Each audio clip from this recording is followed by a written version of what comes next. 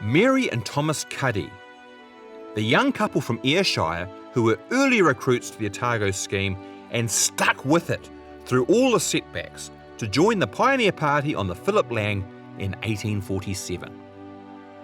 Thomas Cuddie was from Maybole in Ayrshire, a handloom weaver at a time when such artisans were being made redundant in Scotland by mechanised looms. In 1844, he married Mary Parkinson, a domestic servant from Kilmarnock.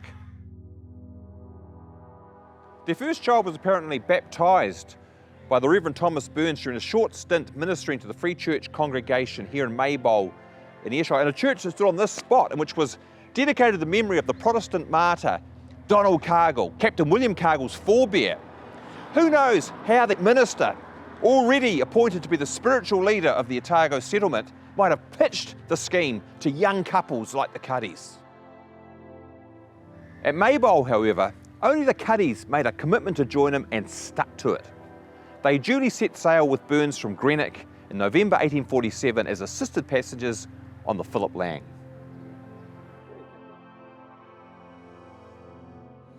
Mary Cuddie was pregnant throughout the sea voyage, but she was also nursing her infant son Thomas, who fell ill during the journey.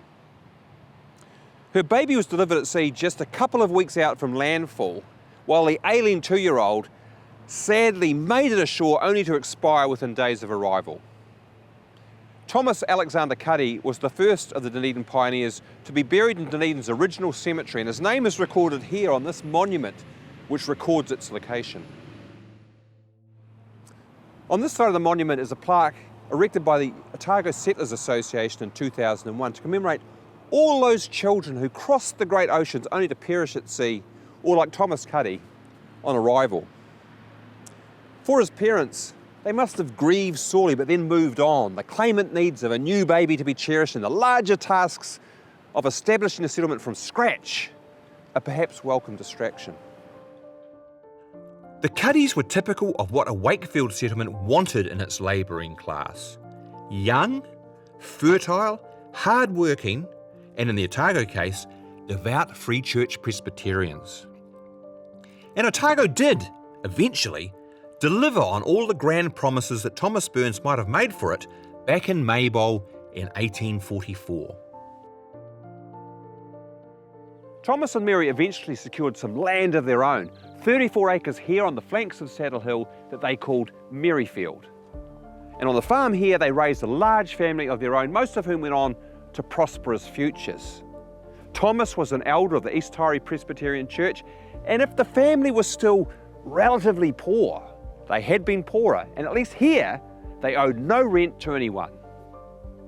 There were tragedies and setbacks, of course, none more so than when Thomas and his eldest son both died of tuberculosis within 2 months of each other in 1871. But here's where Mary came into her own as the head of her large family. She kept the farm going until 1880, when she moved into Mosgiel and opened a store. From its profits, she began to invest in land. And then in 1888, her sons opened the first dairy factory in Mosgiel. Refrigerated shipping since 1881 had made this new industry viable, and the Cuddies focused their efforts on butter production for export. Mary continued to buy sections in Mosgiel, and by the time she died in 1889, was able to bequeath a freehold section to each of her surviving children. For each of her daughters, moreover, the will specified that the land was to be hers free of marital control. What a remarkable legacy for the humble servant girl from Kilmarnock, who in Otago had been able to become a true pioneer matriarch.